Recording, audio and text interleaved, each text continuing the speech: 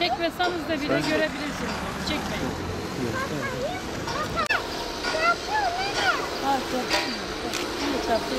14 yıldır şekerdir.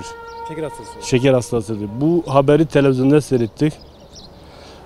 Böyle bir rahatlık veriyor diye. Biz ilacları istedik. İlaclar cumartesi günü elimize geldi.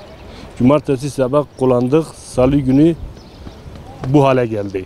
Ve eşim şu an araştırma hastasına yatıyor. Durumu şu an iyiye gidiyor ama geldiğinde daha kritikti yani durumu. ATV kanalında yayın yapıyordu.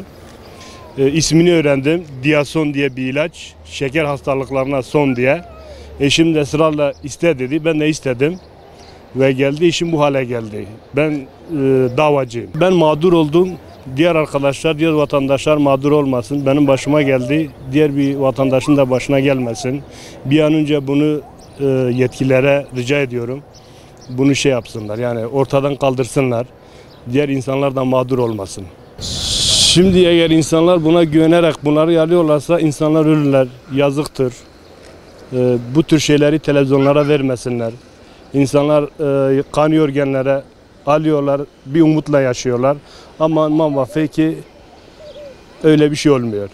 Hep insanları kandırıyorlar, rant para kazanıyorlar bunların üzerinden. Bunu yapanları lütfen yetkililerden şey yapmak istiyorum, kaldırmalarını istiyorum.